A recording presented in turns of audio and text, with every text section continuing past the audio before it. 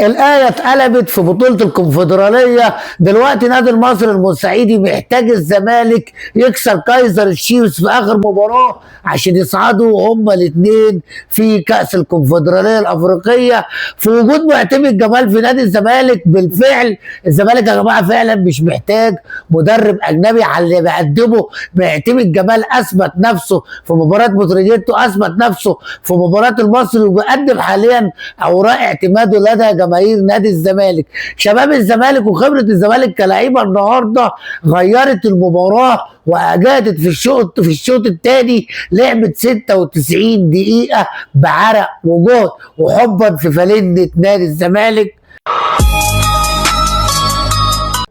السلام عليكم ورحمة الله وبركاته. اللهم صل وبارك على سيدنا محمد، صلاة عبد قلت حيلته ورسول الله وسيلته. فرج عنا ما نحن فيه بسر بسم الله الرحمن الرحيم. شفت الدنيا ضيقه كيف يا معلم؟ الزمالك المباراه اللي فاتت اللي كانوا بيقولوا عليه كويس انه طلع بنقطه من النادي المصري البورسعيدي، والبورسعيديه كلهم كانوا زعلانين ان الزمالك خد بونت في المباراه السابقه. النهارده الزمالك بياخد صداره المجموعه على حساب النادي المصري وعن جداره واستحقاق، بعد ما كايزر تشيفز النهارده كسب واصبح 7 بونت، والمصري 7 بونت والزمالك 7 بونت. المجموعه ولعت ما بين المصري والزمالك وكايزر تشيفز. لسه المباراه المقبله لنادي المصري امام كايزر تشيفز في كايزر تشيفز، والزمالك كده كده بنسبه 90% صعد وصعد اول. عايزين نتكلم على الموهبه اللي هي ادم كايكا يا جماعه النهارده، اللي بيقول لك الكعب اللي انا عملته ما عملتوش من فراغ. لعيب ممتع، لعيب بيتحرك حلو، لعيب عمل مباراه قويه النهارده. بالفعل شيكوبانزا كالعاده الطور الهايج اللي هيجوا خلاص ما بيأدي لحد دلوقتي مع نادي الزمالك. لا عارفين نقول شيكوبانزا حلو ولا وحش من ادائه المتذبذب. خوان بيزيرا الراجل ده متعه للعين حرفيا يا جماعه، من لعيبه نادي الزمالك البهاريه فعلا.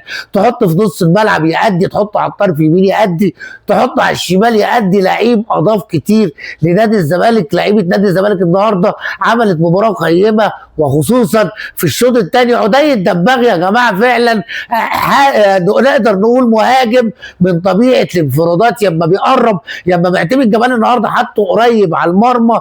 الانفرادات اللعيب ده عدي لعيب حلو، وكل يوم عن التاني بيثبت انه صفقه جيده ومكسب كبير لنادي الزمالك. لكن النهارده الفاكهه والمتعه واللي احنا نتكلم عليه الصبح الكابتن معتمد جمال النهارده اللي ادار المباراه بحنكه، رغم انه ما عرفش يديرها في الشوط الاول. الشوط الاول الزمالك كان قليل فنيا. نبيل الكوكي عمل شوط اول حلو، لكن النهارده من اسوأ مباريات نبيل الكوكي مع نادي المصري عامه وقصاد نادي المصري خاصة، من أسوأ المباريات اللي أداها النهارده نادي المصري البورسعيدي. نرجع كمان لمعتمد جمال النهارده اللي جه في الشوط الثاني غير تغييرات مش من أجل الإجهاد بتاع اللعيبة، غير تغييرات، نزل لعيبة بتلعب كرة جماعية، غير خطة المباراة.